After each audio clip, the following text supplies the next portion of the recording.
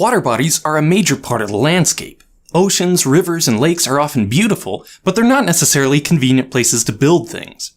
Most of our tools and construction materials, not to mention our labor force, work better in the dry. And yet many types of infrastructure we depend on every day, including wharves, bridges, and dams, are founded below the water. How do they do it? Hey, I'm Grady, and this is Practical Engineering. On today's episode, we're talking about different types of underwater construction.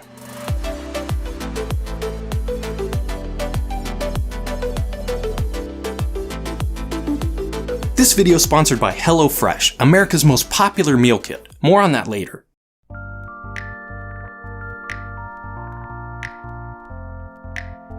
One of the major costs of large construction projects on or near bodies of water is how to manage that water. The first thing you might think of when you consider underwater construction is divers.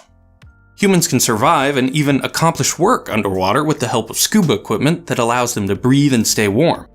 Professional divers can accomplish a wide variety of tasks like welding, cutting, and erecting formwork and other structures. But professional diving is dangerous, and the types of tools and equipment that both function underwater and can be used safely by a diver are fairly limited. Remote vehicles and submersibles can take some of the risk away, but they're also limited in the types of tasks they can accomplish. So a lot of underwater construction involves getting rid of the water, so you're not building under it at all. In the industry, this is called dewatering, or sometimes just care of water, and it includes a wide variety of construction equipment and techniques that all have a single goal in mind: to allow construction to happen safely and soundly in areas that would otherwise be infeasible or impossible to build because of water. The heart of many site dewatering plans is the cofferdam, a usually temporary structure built to hold back water from a construction site. Obviously, a cofferdam needs to be a structure you can build in the wet. Otherwise, you just need another cofferdam to construct it. In many cases, this is simply an earthen berm. You can just dump soil into the water until it creates an embankment tall enough to serve as an impoundment.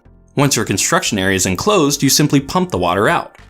Of course, soil is somewhat impermeable, so you need to constantly pump out the water that manages to seep through. And uncompacted and saturated soil is not very strong. A collapse could be extremely dangerous for workers below the cofferdam, so these types of structures require careful design by an engineer to make sure they're safe. Besides earthen embankments, there are a huge variety of cofferdam designs that are used on construction sites. Some use sheet piles, thick steel plates that interlock together. These are driven into subsurface soils with a huge hammer to create a watertight barrier. If the soils are too rocky to drive sheet piles, or the depth is very high, sometimes sheet piles are used to create small, individual enclosures filled with soil called a cellular cofferdam. There are also cofferdams built of steel frames with a membrane and even water-filled rubber bags. No matter what they're made from, cofferdams are almost always built to be dismantled and removed after construction. One important use of cofferdams is to build actual dams. In this case, often two cofferdams are necessary to block off the river on the upstream and downstream ends.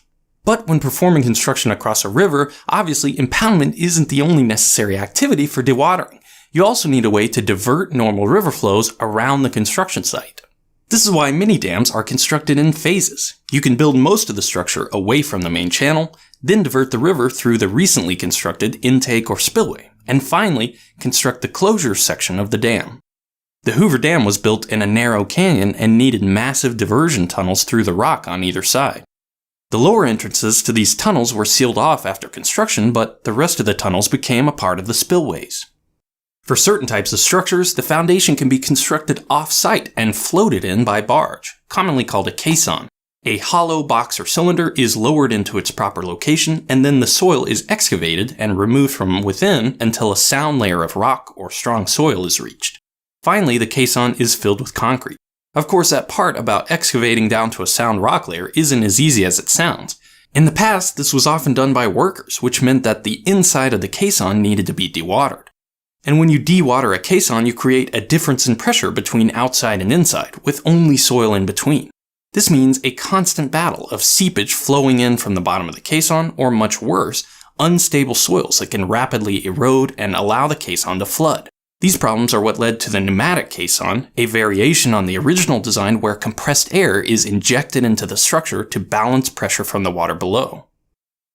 In a pneumatic caisson, the air pressure is maintained equal to or higher than the water pressure at the bottom of the structure so that seepage and soil instability can be avoided.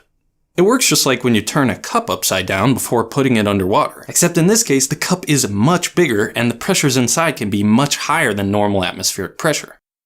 This is why workers on underwater foundations often got caisson disease, the same decompression sickness that divers get if they surface too quickly.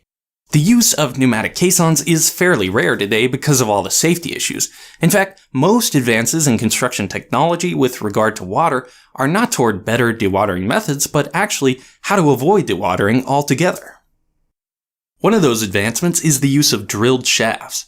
With special equipment and construction techniques, you can excavate a hole, install steel reinforcement, and fill it with concrete to create an extremely strong foundation system without any dewatering required.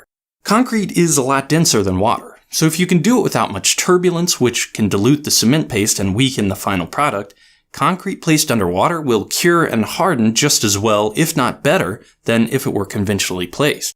The main way we accomplish this is through the use of a tremie, a tube through which concrete is pumped or gravity fed to the bottom of a form. The end of the tube stays below the top of concrete as it fills the excavation, preventing water from washing away the aggregate and diluting the cement.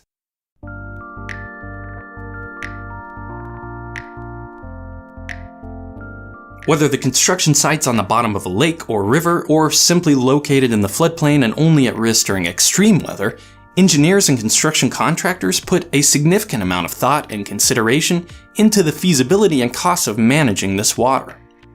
Of course, this video can only scratch the surface of a topic that is as varied as the types and locations of construction sites across the world, but I hope it gives you a little better understanding about how we build infrastructure around water.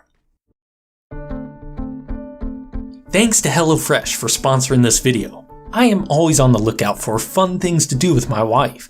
HelloFresh is a meal kit that turns the chore of preparing delicious home-cooked meals into a fun activity we can do together. There's no need to show off for the camera. I think the only thing my wife likes more than making these meals is filming me making them so I can share it with you. Now your other arm is in the way. HelloFresh comes right to your doorstep with fresh, pre-measured ingredients and easy-to-follow recipe cards. Nice tiger claw. They have 3 options to choose from: classic, veggie, or family, and you can switch between them whenever you want. A mozzarella! HelloFresh is America's #1 meal kit and the best value from $6.99 per serving. Get started today with 8 free meals. That's $80 off your first month of HelloFresh. All you have to do is go to HelloFresh.com and enter Practical80, or just click the link in the description. Thank you for watching, and let me know what you think.